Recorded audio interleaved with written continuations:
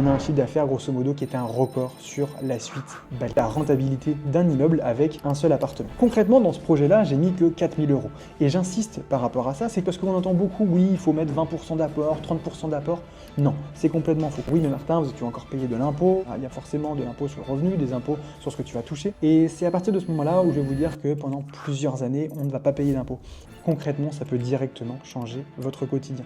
Alors imaginez maintenant si vous faites simplement 3 opérations, où est-ce que vous pouvez en être dans moins de 2 ans ou dans moins de 3 ans. Comment j'ai fait 4 346 € en 30 jours avec un seul appartement insolite? Je sais, ça fait un petit peu titre putaclic, mais c'est hyper important que vous puissiez comprendre que n'importe quelle personne, aujourd'hui, qui soit entrepreneur, salarié, en CDD, en CDI, même étudiant en reconversion, puisse commencer à investir dans l'immobilier. Dans cette vidéo, je vais vous expliquer comment concrètement vous pouvez commencer à investir dans l'immobilier en respectant ces étapes à la lettre. Comment trouver un secteur rentable? Comment négocier un bien immobilier? Comment se faire financer son projet en mettant le moins d'apport possible, si ce n'est aucun apport? Comment rénover son bien immobilier? Comment créer une offre irrésistible? Comment l'automatiser justement pour ne pas se créer un deuxième job? Dans cette vidéo, je vais vous expliquer de A à Z comment j'ai pu réaliser cet investissement immobilier qui aujourd'hui me rapporte 4 346 € par mois. Alors on va recontextualiser un petit peu la chose de ce côté-là. Je vous rappelle que je suis investisseur à titre privé.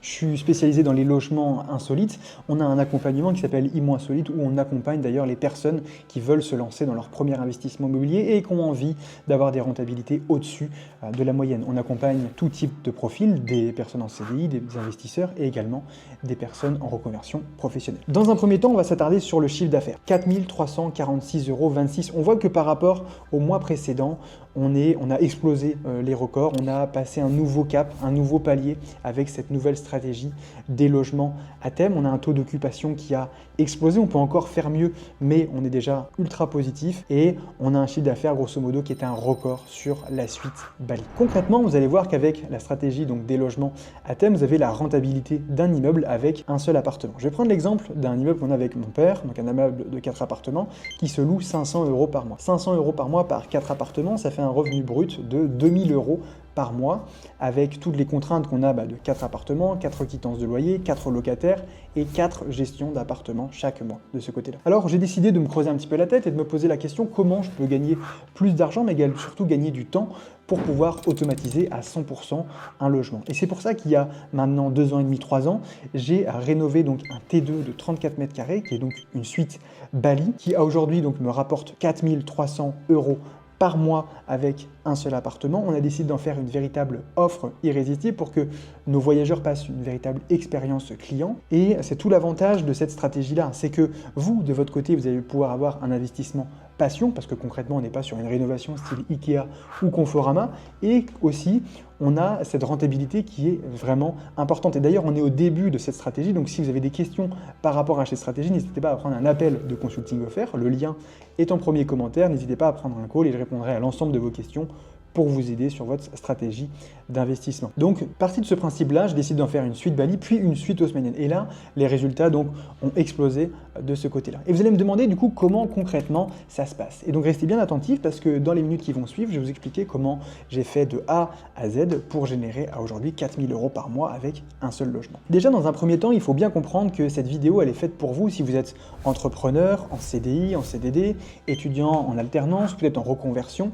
Vous pouvez commencer à investir dans l'immobilier. Vous avez également des phénomènes d'association. Imaginez que vous êtes au chômage, que vous avez le temps ou que vous êtes entrepreneur avec une seule année de votre côté. On va pouvoir trouver des mécanismes, on va pouvoir trouver des solutions pour que vous puissiez commencer à investir et générer vos premiers 3 000 € par mois avec un seul logement. Alors vous allez me dire, Martin, c'est très bien tout ça, mais on commence par où? Eh bien concrètement, on a deux objectifs lorsqu'on commence à investir dans l'immobilier en général. Et ce qu'il faut bien comprendre avant de parler de location courte durée et de logement à thème, c'est que lorsqu'on va présenter son dossier bancaire, on le présente toujours en location longue durée. Pourquoi en location longue durée?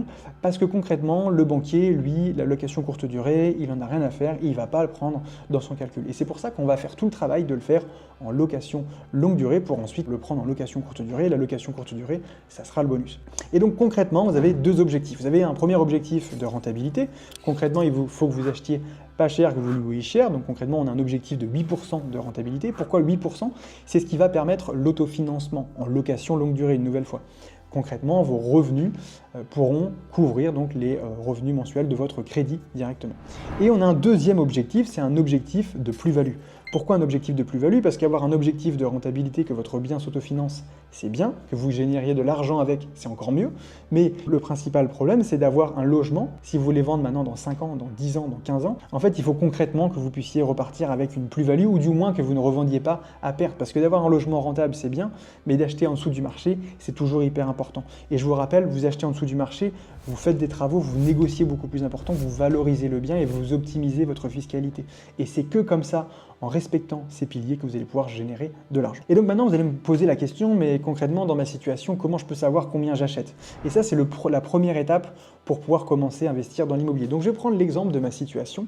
Concrètement, moi je gagnais 2000 € par mois. Alors c'était un petit peu moins certains mois, un petit peu plus parce que j'étais commercial de mon côté, mais prenons une médiane à 2000 € par mois. Et donc dans un premier temps, sur ces 2000 € par mois, il faut que vous compreniez que vous avez une règle des 35% d'endettement. Concrètement, sur 2000 €, la banque va prendre 35% de ces 2000 € pour pouvoir calculer ma capacité d'emprunt. Et donc imaginons que vous gagnez 2000 €, vous allez faire 2000 € par 0,35, ça va vous donner 700 € par mois. Donc 700 €, c'est ce que vous pouvez allouer tous les mois à votre projet immobilier. Et si vous voulez calculer votre capacité d'emprunt, vous allez faire 700 multiplié par 12, multiplié par 25. Et vous voyez que dans une conjoncture sur des taux à 1%, si vous faites 700 par 12, par 25, vous allez pouvoir emprunter 210 000 €. Alors ça sera moins vrai dans cette période-là parce qu'on a des taux qui sont plus importants. Et une nouvelle fois, c'est l'avantage de faire des logements à thème, c'est que concrètement, lorsque vous étiez sur de la location longue durée, il y a 2 ou 3 ans, vous pouviez encore faire des revenus, 100, 200, 300, 400 €. Mais là maintenant que les mensualités de crédit ont augmenté, que les taux d'intérêt ont augmenté, vous avez tout intérêt à investir dans les logements à thème pour faire de l'argent. Et donc je reprends mon exemple, sur un taux à 1%, vous allez pouvoir emprunter 210 000 €. Donc quand je dis 210 000 €, c'est votre prix d'achat, c'est vos frais de notaire, c'est vos travaux et c'est votre objectif de plus-value. Et donc en résumé, pour que vous puissiez comprendre un petit peu ma situation et pour que vous puissiez comprendre que juste après cette vidéo, vous pouvez le faire également de votre côté, je vais pouvoir vous présenter concrètement les chiffres pour que vous puissiez comprendre comment ça s'est passé de mon côté. Et bien concrètement, j'ai visé un appartement dans une ville où il y avait des attraits économiques mais également touristiques, une ville à moins de 50 000 habitants. C'était un appartement donc de 100 000 €, de 34 mètres carrés, donc j'ai acheté en dessous du marché, j'ai acheté également en off-market. À ça, donc j'ai 8% de frais de notaire, on a 20 000 € de travaux, on a un objectif de plus-value qui est de 10 000 € et ensuite on avait différents frais annexes, donc on arrive à un coût total de 138 000 €. Maintenant, attardons-nous un petit peu sur la partie financement. Et je sais que vous êtes nombreux à me poser souvent la question en appel de consulting offert, comment je peux calculer ma mensualité de crédit avec le taux actuel? Et bien concrètement, imaginez que vous preniez ce même appartement, que vous ayez 140 000 € sur un projet, que vous allez mettre votre apport, vous allez prendre la durée la plus longue, donc sur 25 ans. Vous allez pouvoir aller sur meilleurtaux.com, renseigner votre projet, renseigner votre apport, la durée et le montant total du projet, et vous allez pouvoir avoir la mensualité de crédit actualisée à aujourd'hui. Et je vous invite à le faire parce que concrètement, vous allez pouvoir regardez quelle est la mensualité de crédit par rapport à vos revenus, d'accord? Concrètement, dans ce projet-là, j'ai mis que 4 000 €.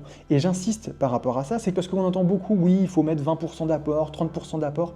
Non, c'est complètement faux. À partir du moment où vous faites un business plan propre, que vous vous présentez au banquier, que vous pitchez votre projet, que vous avez toutes les pièces en votre possession et que vous montrez concrètement que votre logement est rentable en location longue durée, il le sera forcément en location courte durée, mais qu'il soit rentable en location longue durée, vous allez pouvoir donner confiance à votre banquier. Et qu'est-ce qu'il attend, votre banquier, pour votre premier projet d'investissement? C'est que votre projet soit rentable, qu'il puisse vous faire confiance. Autant sur les autres projets derrière, sur votre deuxième, troisième, quatrième projet, il n'aura pas de mal parce qu'il pourra reprendre l'historique de vos anciens projets. Autant le premier projet, le projet un petit peu doudou, comme j'ai tendance à l'appeler, parce que c'est le projet où on va enlever toutes ses peurs, toutes ses croyances, toutes ses craintes, et ben c'est le projet concrètement où on va devoir rassurer la banque pour qu'on puisse avoir sa confiance et qu'elle puisse nous prêter de l'argent. Et je vous rappelle qu'en France, on a quand même un très gros avantage, c'est qu'on se fait prêter de l'argent par une personne qu'on ne connaît pas, c'est-à-dire la banque, et on va la faire rembourser cet argent-là par une personne qu'on ne connaît pas également, qui est votre locataire ou votre voyageur pour de la location courte durée. Et c'est ça le gros avantage, c'est qu'avec très peu d'apport, vous voyez bien que j'ai pu lever directement 140 000 € de patrimoine.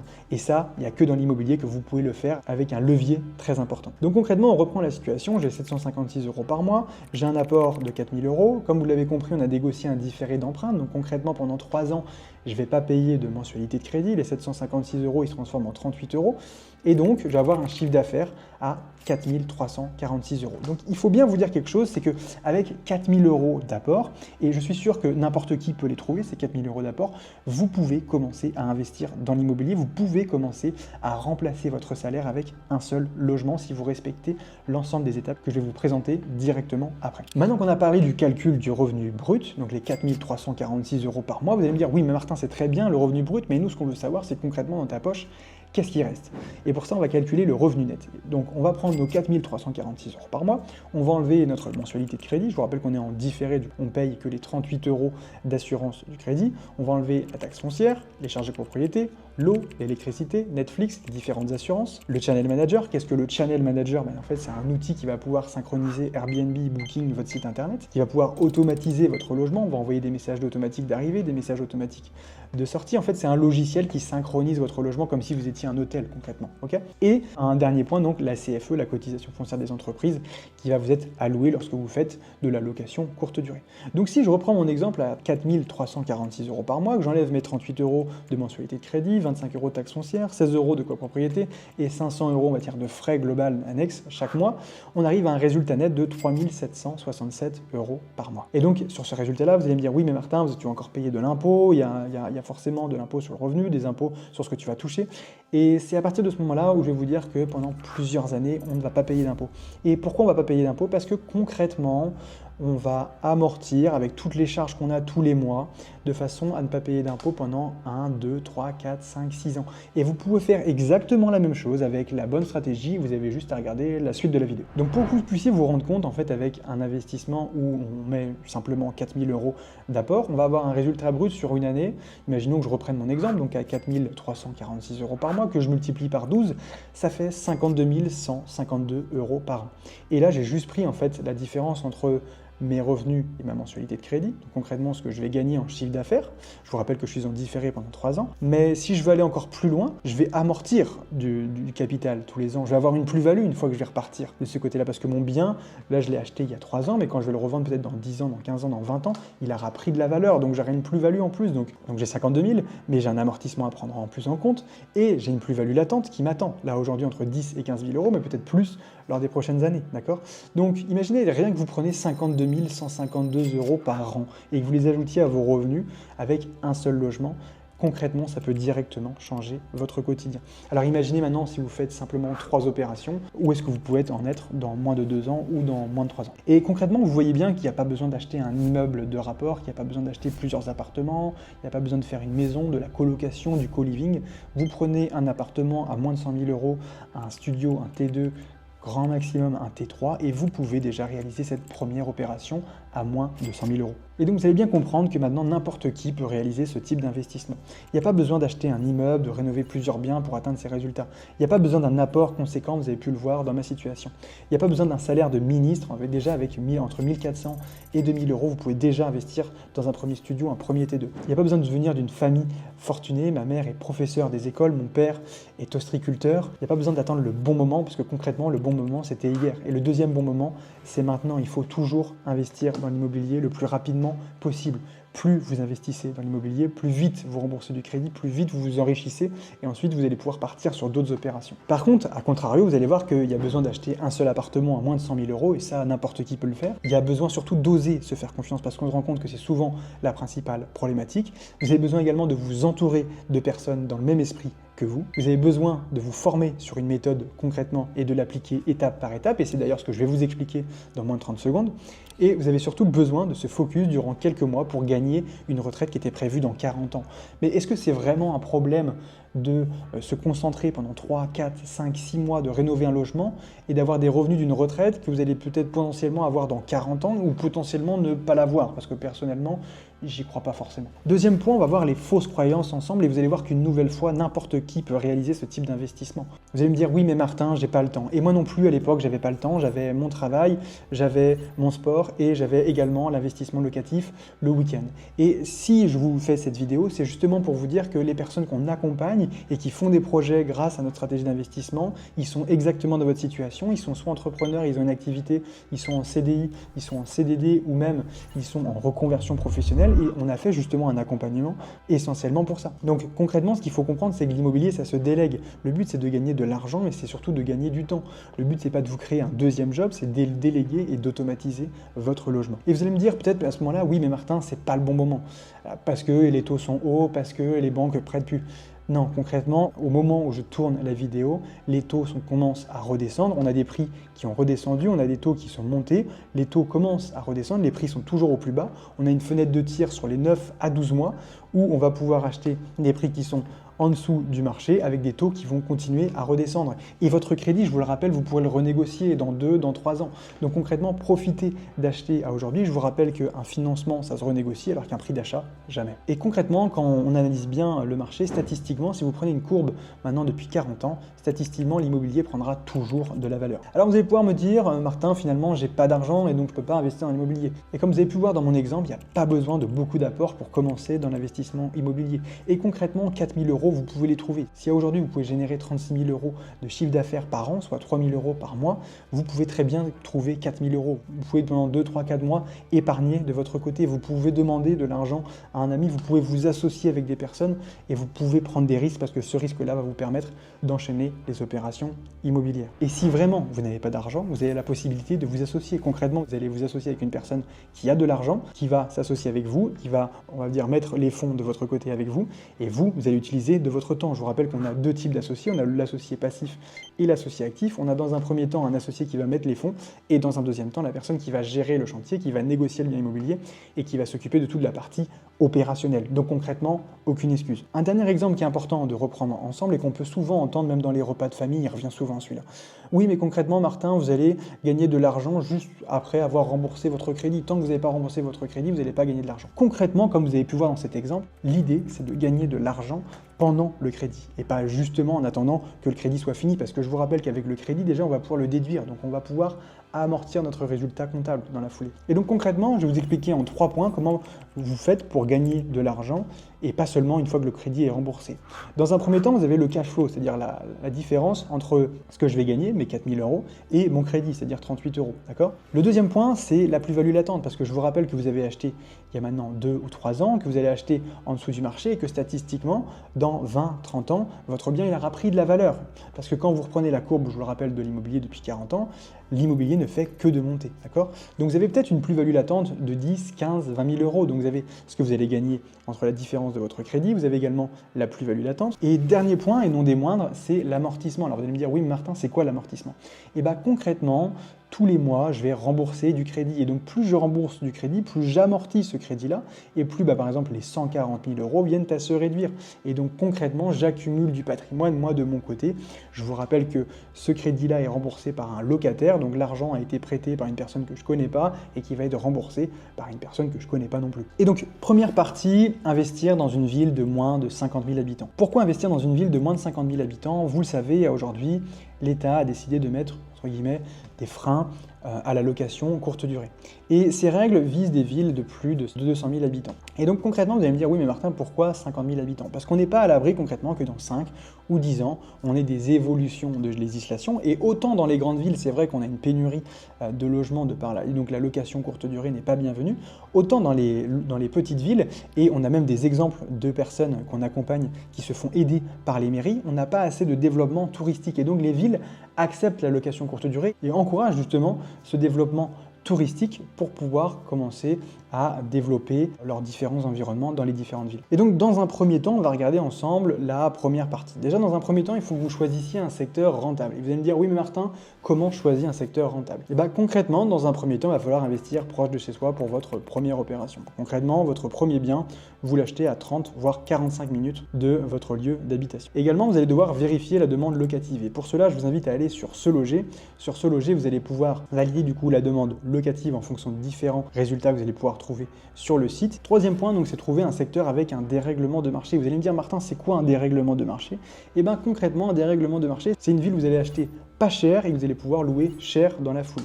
Et de par ce dérèglement de marché, vous avez une rentabilité qui est déjà très bonne déjà de base. Ensuite, on va négocier bien évidemment avec deux objectifs, je vous rappelle, la plus-value et la rentabilité, mais déjà dans un premier temps, on va s'occuper de la partie du dérèglement de marché. Quatrième point, valider votre demande locative. Pour cela, on va publier une fausse annonce. Et donc concrètement, vous allez aller sur Airbnb ou même sur Le Bon Coin pour le faire en location longue durée. Vous allez mettre un logement avec 3-4 photos que vous allez trouver sur le web qui ressemblent à ce que vous voulez faire dans les mois futurs et vous allez publier une annonce avec un descriptif. Vous allez attendre une semaine et si au bout d'une semaine vous avez plus de 10 demandes, vous savez que votre bien, votre demande locative, elle est validée et si vous n'avez pas de réponse, concrètement ça ne sert à rien d'être dans la ville. Deuxième point, trouver un bien rentable. Et pour cela, il va falloir que vous planifiez des plages de recherche parce que concrètement, les gens, ils abandonnent au bout de 2-3 semaines ou même un mois. Concrètement, ce que vous devez faire, vous, de votre côté, c'est d'avoir une discipline, on va dire, pour rechercher des biens. Alors, ça ne va pas vous demander beaucoup de temps, par contre, ça va vous demander ponctuellement de le faire. Donc concrètement, vous pouvez vous prendre un créneau, imaginons, entre 9h et 10h le soir ou entre 8h et 9h le matin avant d'aller au boulot et vous allez sur Le Bon Coin, vous allez pouvoir regarder les différentes annonces. Deuxième point qui est hyper important, viser un prix toujours en dessous des 2500 € du mètre carré. Pourquoi viser un secteur ou même un bien rentable en dessous des 2500 € du mètre carré? C'est parce que ça va permettre l'autofinancement de votre bien. Troisième point, acheter en dessous du prix du marché. Je vous le disais déjà avant, on a toujours un objectif de plus-value, donc d'avoir un objectif de rentabilité, c'est bien. Acheter en dessous du marché pour pouvoir revendre avec une plus-value derrière, c'est encore mieux. Quatrième point, acheter avec un minimum de 8% de rentabilité. Pourquoi 8% de rentabilité? Je vous rappelle, c'est ce qui va vous permettre l'autofinancement. Concrètement, vos revenus sont égaux à votre mensualité de crédit ou vos revenus sont plus importants que votre mensualité de crédit en location longue durée. Prochain point, acheter dans une ville où le prix au mètre carré est faible. Pourquoi acheter dans une ville où le prix au mètre carré est faible? Dans un premier temps, le coût du projet forcément sera beaucoup plus faible. Et ce qui veut dire que même avec des salaires entre 1400 et 2000 € par mois, vous allez pouvoir commencer avec votre premier projet d'investissement immobilier. Deuxième point, l'apport demandé forcément en conséquence sera beaucoup plus faible également. Si vous partez sur un projet à 400 ou 500 000 €, on va directement vous demander 40-50 000 € d'apport. Mais par contre, si vous commencez par un petit studio ou même un T2 à hauteur de 100 000 €, on va pouvoir vous demander 2, 3, 4, 5 000 € grand maximum et ça, vous pouvez les avoir en moins de 3 à 4 mois de votre côté, soit si vous resteignez ou soit si vous vous associez avec une personne de votre côté. Troisième point, acheter en confiance pour son premier investissement immobilier. Eh bien oui, forcément, vous allez commencer par un premier petit projet, par cette opération doudou. Vous allez pouvoir commencer à vous rassurer de par vos peurs, de par vos craintes et finalement, vous allez prendre en confiance. Et vous commencez par un petit projet, l'acheter, le rénover, le mettre à louer et avoir appliqué les différentes étapes que je vous présente d'ailleurs dans cette vidéo sans faire d'avoir trop de surprises, plutôt que d'aller sur un projet directement à 500, 600, 700 000 €, d'avoir un pépin qui bloque l'opération et derrière vous pourriez avoir des risques de ne pas pouvoir rembourser votre crédit. Concrètement, le quatrième point pour acheter dans une ville où le prix au mètre carré est faible, c'est qu'il y a un faible impact sur votre taux d'endettement pour pouvoir enchaîner les opérations. Eh bien oui, si vous achetez un appartement et que vous avez une capacité d'emprunt à 210 000 € comme on a pu le voir et que vous achetez un bien à moins de 100 000 €, vous allez pouvoir faire un premier bien, faire un deuxième bien et peut-être après faire un troisième bien en fonction de la stratégie financière que vous allez mettre en place derrière. Alors on reprend les points pour trouver un bien rentable. Je vous le rappelle, il faut toujours acheter avec un minimum de 8% de rentabilité pour privilégier l'autofinancement en location longue durée dans un premier temps. Deuxième point, le calcul de la rentabilité. Et donc concrètement, vous allez prendre l'ensemble de vos loyers sur une seule année que vous allez diviser donc par votre coût d'achat. Et donc quand je dis le coût d'achat, ça peut être votre prix d'achat, vos frais de notaire et ainsi que vos travaux, que vous allez multiplier par 100 et là vous allez avoir votre rentabilité brute. Une fois qu'on a fait ça, on va devoir calculer concrètement combien on va gagner dans notre poche. Concrètement, on va faire le calcul du cash flow du coup en location longue durée. Et pourquoi le faire une nouvelle fois en location longue durée? Je me répète, mais c'est hyper important de le comprendre, c'est qu'aux yeux de la banque, on va présenter le dossier en location longue durée et ensuite la location courte durée, ça sera le bonus. Alors concrètement, vous allez me demander, mais comment ça se passe, Martin, le processus d'achat? Et bien déjà, dans un premier temps, une fois qu'on a trouvé, visité, fait une offre d'achat, on va pouvoir commencer à négocier. Et donc pour négocier, on va faire une offre d'achat qu'on va transmettre à notre vendeur et ce vendeur va pouvoir nous faire un retour s'il l'accepte ou non. En fonction de s'il l'accepte ou non, on va pouvoir la signer et lui va la contre-signer de son côté. Si c'est accepté par notre vendeur, on part sur la deuxième phase, du coup la phase de compromis. compromis. Sur la phase de compromis, c'est le moment également où vous allez pouvoir ajouter des conditions suspensives. Alors vous allez me dire, Martin, c'est quoi des conditions suspensives? Eh bien concrètement, si on a un imprévu ou s'il y a quelque chose qui fausse, on va dire, l'achat de votre bien immobilier, ça va vous permettre de vous retirer de l'opération immobilière. Prenons un exemple. Imaginons que vous allez sur la phase de compromis, que le banquier au tout départ vous dit que votre financement est validé et qu'au final il y a une évolution de taux comme on a eu il y a maintenant 1 ou 2 ans et que vous ne puissiez pas emprunter, que l'enveloppe soit trop importante. Et bien concrètement, avec la condition suspensive d'obtention de prêt, vous allez pouvoir sortir de votre compromis parce que vous avez mis cette condition suspensive. Et donc ces conditions suspensives, on va pouvoir les mettre pour les travaux, pour votre financement, pour des choses qui n'auraient pas été faites par votre vendeur, pour par exemple pour des conditions suspensives de servitude. Et donc on a pas mal de conditions suspensives pour vous protéger dans votre bien. Troisième point, la partie financement. Une fois que vous avez votre offre d'achat qui est acceptée, on part en phase de compromis. Vous allez maintenant aller voir la banque et justement pour obtenir votre financement.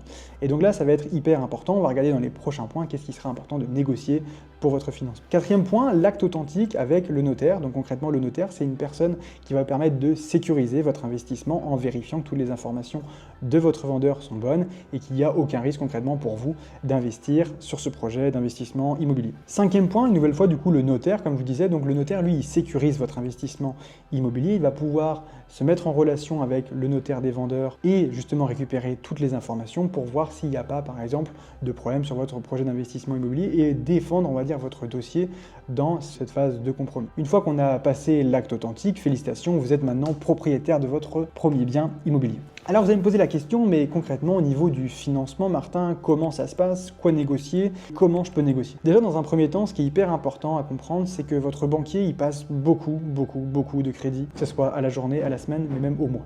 Et donc pour obtenir un financement qui soit intéressant, mettre le moins d'apport possible, vous allez devoir faire gagner du temps à votre banquier.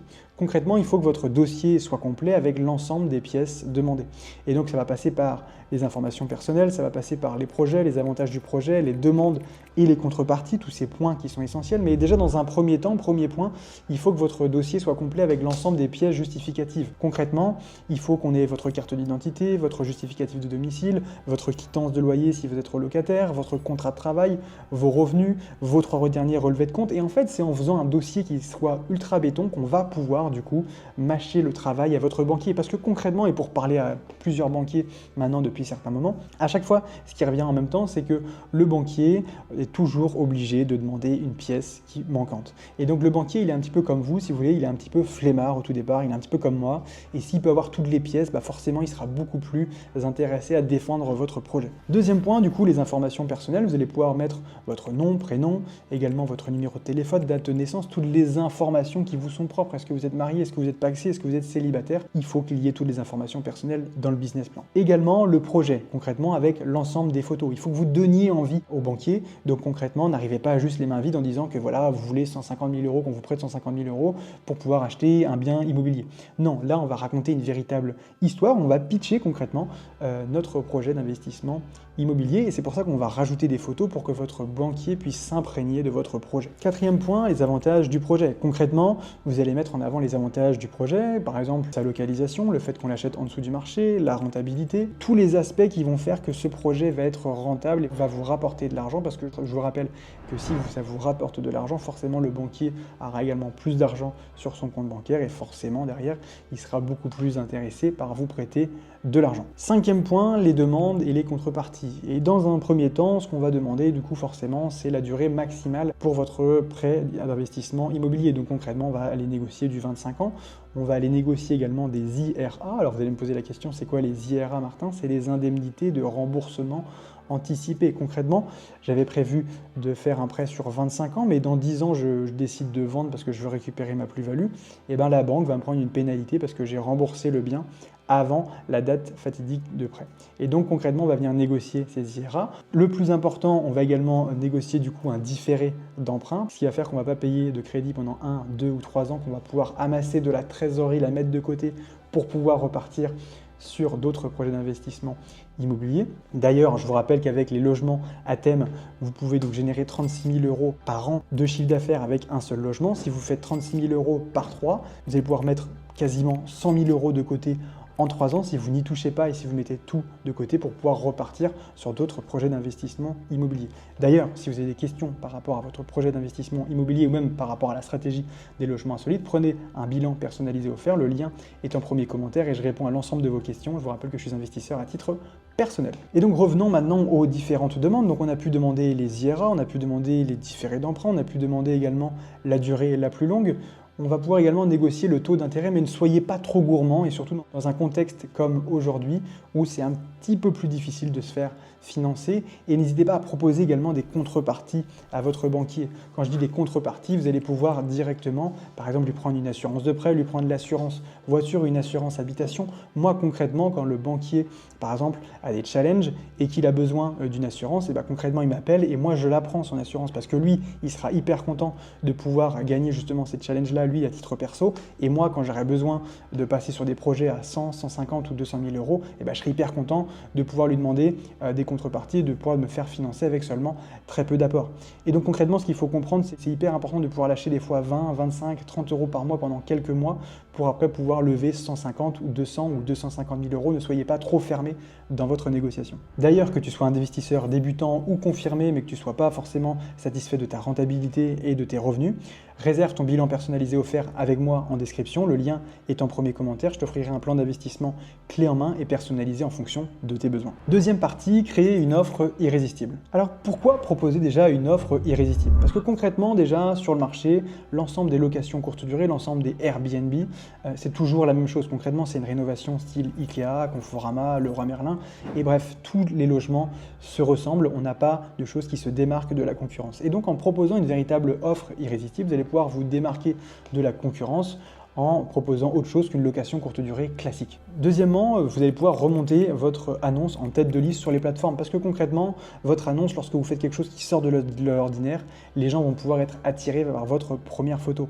Et donc forcément, qui dit de l'attrait, dit de l'engouement et dit une remontée en tête de liste de votre annonce. Troisième point, le phénomène de rareté. Et là, c'est hyper intéressant de le voir parce que c'est ce qui permet pour vous de le louer plus cher. Et bien oui, étant donné qu'on est dans le début de cette stratégie d'investissement immobilier des logements à thème, on a ce phénomène en fait de rareté qui nous permet d'être les premiers arrivés en tant qu'investisseurs et donc qui dit premier arrivé, dit premier servi, on va avoir de très belles rentabilités. Quatrièmement, des voyageurs qui sont prêts à vivre une expérience non loin de chez eux. La plupart des personnes, lorsqu'on est en bilan personnalisé, me disent « Oui mais Martin, moi je vais avoir des touristes, que ce soit en Europe, que ce soit en Asie, que ce soit en Amérique du Nord, en Amérique du Sud. » Et j'ai tendance à dire en fait finalement non, parce que dans la conjoncture actuelle, il faut bien comprendre que les personnes ont forcément moins de revenus. Et donc moi, pour prendre mon exemple de la suite Bali, les gens sont beaucoup plus intéressés par prendre 200, 300 ou 400 euros pour faire plaisir à leur conjoint ou leur conjointe pour un week-end dans ma suite et vivre une véritable expérience dans une suite Bali, plutôt que de prendre un billet d'avion à 1000, 1200, 1400 ou même 1500 euros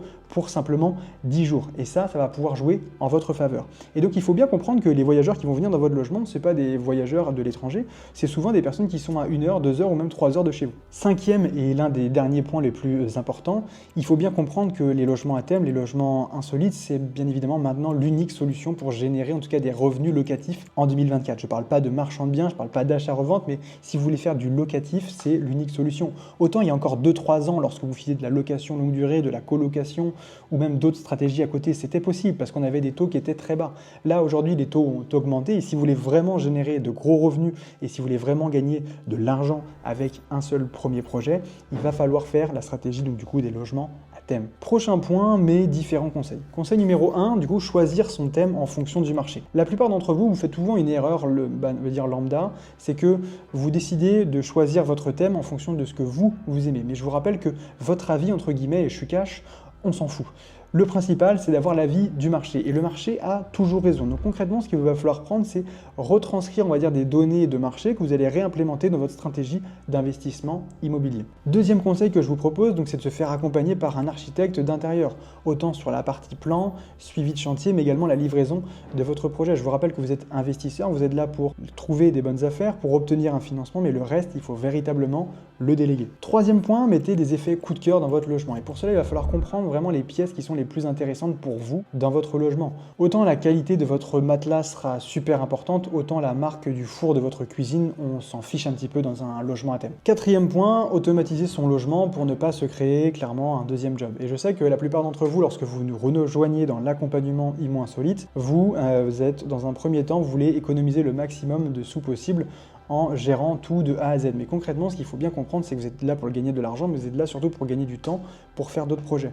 Et donc, il va falloir apprendre à déléguer, apprendre à processiser, apprendre à créer des process de A à Z pour pouvoir vous libérer du temps et enchaîner les opérations immobilières. Cinquième point, qui est l'un des plus importants, donc c'est gérer son logement de manière professionnelle. Et oui, il va falloir commencer du coup à faire du marketing, il va falloir commencer à créer des sites internet, à faire des partenariats, il va falloir créer des process avec votre partenaire de ménage, il va falloir fonctionner concrètement à la limite de l'hôtellerie pour que votre voyageur soit content de venir chez vous. Passons maintenant du coup à la rénovation et je sais que ça vous fait souvent peur vous de votre côté. Alors déjà dans un premier temps, vous ce que vous allez pouvoir faire lorsque vous visitez un bien immobilier pour avoir une estimation générale sans devoir appeler les artisans à tout bout de champ, c'est que si vous faites du home staging, concrètement, vous allez rénover un petit peu vous-même, vous allez faire un petit peu de décoration et vous allez faire, donc vous allez avoir un coût d'un budget entre 400 et 800 euros du mètre carré. Si vous faites de la rénovation classique, électricité, carrelage, plomberie, à ce moment-là, vous serez entre 800 et 1400 euros du mètre carré. Alors certains en commentaire vont me dire, oui mais Martin, ça coûte quand même hyper cher, 1400 euros du mètre carré. Pourquoi je mets ces prix-là? C'est exprès parce que justement, je pars du principe que vous allez vous faire accompagner par un architecte d'intérieur de façon à déléguer une nouvelle fois cette phase-là. Je vous rappelle que vous êtes investisseur, vous n'êtes pas là pour planter des clous, vous n'êtes pas là. Alors, bien évidemment, il faut comprendre comment ça fonctionne. Bien évidemment qu'il y a la partie placo, il y a la partie électricité, plomberie. Voilà, toutes ces étapes, elles sont hyper importantes à respecter, mais le but du jeu, c'est de comprendre comment ça marche pour pouvoir le déléguer dans la foulée. Rénovation lourde, plus de 1500 euros du mètre carré. Là, je ne vous le conseille pas pour votre premier projet d'investissement immobilier. Restez sur quelque chose de très simple. Étant donné que vous êtes sur du locatif, il n'y aura pas de problème. Déjà, en faisant de la rénovation classique, ça sera déjà très bien. Une fois que votre offre d'achat est passée, une fois que vous avez réussi à négocier avec votre vendeur, je vous conseille de faire passer les différents artisans. Et donc là, vous allez faire passer les artisans. Donc pour trouver par exemple des artisans, si vous connaissez personne dans le secteur, un petit conseil, un petit tips qui marche beaucoup de ce côté-là, c'est que moi, j'ai travaillé pendant 2 à 3 ans dans des négoces de matériaux, donc à vendre du bois, à vendre du parpaing, à vendre de l'isolation. Et souvent, on se rend compte dans les négoces de matériaux que nous, en tant que commerciaux, on va pouvoir créer des liens, des affinités avec les différents artisans.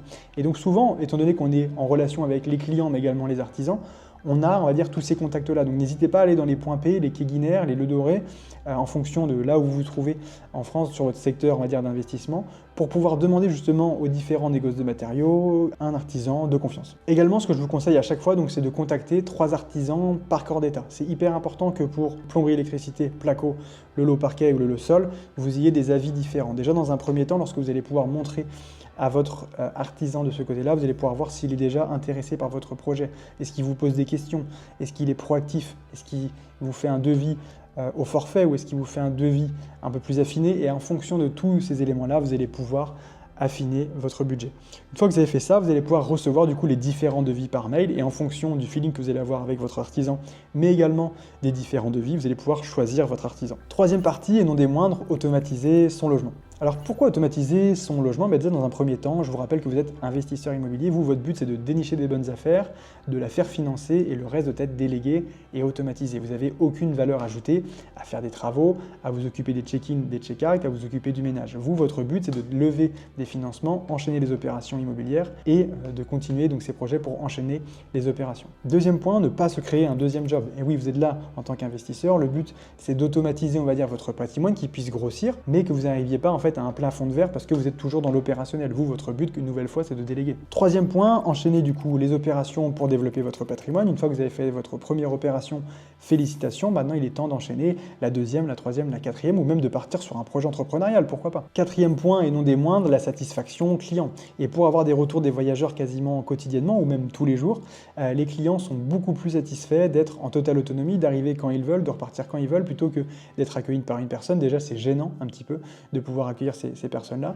Et dans un deuxième temps, ils se sentent beaucoup plus libres pour les entrées, pour les sorties. Et d'ailleurs, on a inventé la boîte à clés et c'est pas pour rien. Les différentes solutions maintenant, donc vous avez 3 solutions différentes. Soit vous gérez tout vous-même et à ce moment-là, c'est une grosse perte de temps. Et au bout d'un mois, 2 mois, 3 mois, vous allez saturer. Soit vous allez revendre votre bien, soit vous allez le basculer en location longue durée. Deuxième point, vous passez par une conciergerie, mais alors là, ça va tuer considérablement votre rentabilité. Je vous rappelle que la conciergerie va prendre entre 20, 25 ou même 30% de votre chiffre d'affaires. Ou troisième point, et là pour le coup, je vous le conseille de mon côté, donc de mettre en place des process avec un seul interlocuteur. C'est-à-dire que concrètement, vous allez internaliser un prestataire ménage. D'ailleurs, on vous aide dans l'accompagnement à internaliser un prestataire ménage déjà en faisant un bon recrutement de votre prestataire ménage, en le payant mieux que toute la concurrence, en lui donnant des indications qui sont claires et précises, parce qu'on se rend compte à chaque fois que lorsqu'il y a des problèmes avec un prestataire ménage, souvent, c'est pas le prestataire ménage, mais c'est les instructions qui sont données qui ne sont pas claires. Et je vous rappelle que le prestataire ménage n'est pas dans votre tête.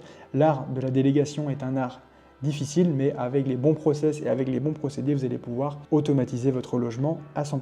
Alors concrètement, pour les process d'automatisation, qu'est-ce qu'on retrouve? On va retrouver déjà les entrées, les sorties avec la boîte à clés. On va également retrouver le prestataire ménage avec l'importance de faire un bon recrutement. Je vous rappelle que votre prestataire ménage, ce sont vos yeux, vos oreilles et votre partenaire de confiance. De mettre les bons process en place et également de créer une colonne ménage qui sera propre au prestataire ménage. Il va pouvoir mettre tous les éléments de nettoyage, le thé, le café et tous les éléments. L'automatisation de votre logement avec le Channel Manager. Concrètement, le Channel Manager, ça va permettre d'automatiser Airbnb, Booking et votre site internet. On va clairement automatiser donc en me donnant des messages d'arrivée. Donc une fois que votre voyageur a réservé dans votre logement, 24 heures avant qu'il arrive dans votre logement et 24 heures après qu'il ait quitté votre logement pour laisser un avis et remonter, on va dire, les avis sur la plateforme. Quatrième point, les instructions aux voyageurs. Ça, c'est hyper important. C'est ce qui va vous permettre que l'activité ne soit pas redondante de ce côté-là. Pour cela, on va mettre en place un guide pratique avec l'ensemble des informations dans votre logement. Le voyageur va pouvoir scanner un QR code et il va pouvoir directement dans la foulée avoir toutes les informations propres au logement et ne pas vous envoyer un message, parce que je vous assure que si vous répondez à chacun des messages et que vous anticipez pas toutes ces questions en amont, vous allez passer la moitié de votre temps à répondre aux questions, vous allez perdre votre temps. Quatrième partie et dernier point, assurer une gestion optimisée de votre logement. Clairement, on va professionnaliser votre activité de ce côté-là. Pourquoi optimiser déjà la gestion de votre logement? En un, parce que déjà la majorité des clients, ils regardent vos avis avant de réserver. Concrètement, on est entre 8 à 9 personnes sur 10 qui vont regarder les différents avis avant de vous rendre de votre logement. Donc déjà, si vous n'avez pas des bons avis, si vous ne faites pas les choses bien en amont, derrière, ça va flinguer votre rentabilité et les gens, ils iront pas chez vous. Deuxièmement, une annonce optimisée va te faire exploser tes résultats. C'est pour ça que c'est hyper important d'avoir des photos de qualité, un texte de qualité, des instructions de qualité et d'avoir des avis également qui soient les plus intéressants possibles. Troisième point, plus de réservations si vous êtes multiplateforme. Et souvent, les gens, ils se mettent soit sur Airbnb, soit Booking.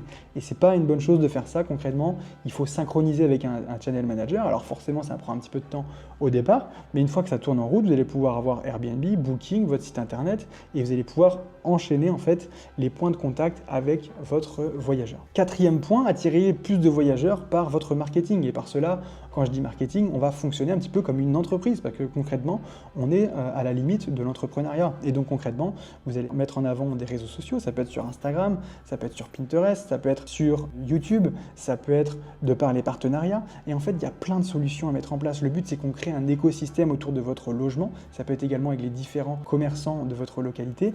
Et en fait, on va créer, avec tous ces partenariats, de l'attrait autour de votre logement pour qu'il soit rentable de janvier jusqu'à décembre. Et c'est pour ça que ça nous amène sur un point qui est important, savoir se professionnaliser. Déjà, dans un premier temps, il faut avoir une annonce attrayante. Votre titre doit être accrocheur, on doit savoir directement où on va dans votre logement. C'est hyper important que vous vous nichez dans la niche. Souvent, lors des bilans personnalisés, vous me dites « j'ai envie de me nicher, mais pas trop parce que j'ai envie d'avoir beaucoup de personnes ». Non, c'est faux. Vous vous nichez dans la niche. Et plus vous allez vous nicher, plus vous allez avoir de résultats clients. Également les photos, passez à chaque fois avec un photographe. Ça va vous coûter 200, 250, 300 euros. C'est pas grave, même si au départ, on n'a plus un rond pour notre projet d'investissement immobilier, passez par un photographe, ça professionnalisera votre logement et vous allez voir, ça fait toute la différence dès que vous mettez votre annonce en location. Également, le descriptif doit être digne des annonces d'un hôtel de luxe. Et c'est pour ça que c'est hyper important. Vous pouvez utiliser plein d'outils comme ChatGPT par exemple qui va pouvoir vous faire votre annonce de façon à l'optimiser. Alors il ne vous fera pas tout de A à Z, mais déjà il va pouvoir vous donner une trame et en fonction de cette trame, vous allez pouvoir la personnaliser en fonction de vos besoins sur votre annonce. Des avis 5 sur 5 et c'est hyper important d'avoir des avis 5 sur 5 pour que vous soyez super haute parce que qui disait des avis 5 sur 5, vous allez pouvoir répondre à votre voyageur, même s'il y a des moments où c'est compliqué, même si des fois il y a pu se passer quelque chose de mal dans votre logement, toujours rester sérieux, toujours rester, on va dire, bienveillant auprès de votre voyageur, même si la situation s'est mal passée, c'est à vous de répondre en commentaire de façon à ce que les prochains voyageurs voient que vous êtes réactif, vous proposez des solutions et que vous êtes ouvert à la discussion. Également, c'est hyper important que vous proposiez une expérience client, ça je vous le rappelle pas, mais c'est le nerf de la guerre sur les logements insolites. Comme je le disais précédemment, et c'est hyper important que vous soyez multiplateforme. Et par cela, avec le Channel Manager, on va pouvoir synchroniser Airbnb, Booking, mais également votre site internet. Toujours multiplier les points de contact. Dans cette logique de multiplier les points de contact, on va avoir les réseaux sociaux, on va avoir différents partenariats, mais également les jeux concours. Et les jeux concours, ça fonctionne très bien. Attention également lors des jeux concours, sachez cibler, on va dire, la bonne personne pour votre jeu concours. Si vous êtes sur un logement à thème, vous n'allez pas prendre tel influenceur, vous n'allez pas prendre tel influenceur. C'est hyper important de comprendre à qui on loue, quel est notre client, un petit peu comme une entreprise, pour pouvoir connaître quel jeu concours on va pouvoir faire. Donc pour résumer cette vidéo, je vous ai montré toutes les étapes qui m'ont permis de faire 4 300 € à seulement 27 ans avec un seul logement en 30 jours. Je vous rappelle les 4 points les plus importants. Déjà, dans un premier temps, investir dans une ville de moins de 50 000 habitants pour anticiper les évolutions de marché, créer une offre irrésistible de façon à proposer une véritable expérience à votre voyageur, automatiser votre logement de façon à enchaîner les opérations et à ne pas vous créer un deuxième job, et enfin optimiser la gestion de votre logement en vous professionnalisant un petit peu comme un hôtel. Voilà, j'espère que cette vidéo vous a plu. N'hésitez pas à liker, commenter et partager à une personne qui pourrait être intéressée par ce type d'investissement. Je vous rappelle que vous soyez investisseur débutant ou confirmé, vous pouvez réserver votre bilan personnalisé offert en description. Le lien est en premier commentaire. Sachez qu'on ne mord pas. On est là en étant bienveillant, en répondant à l'ensemble de vos questions et on va vous proposer en fait un plan d'investissement clé en main et personnalisé qui répondra véritablement à tes besoins.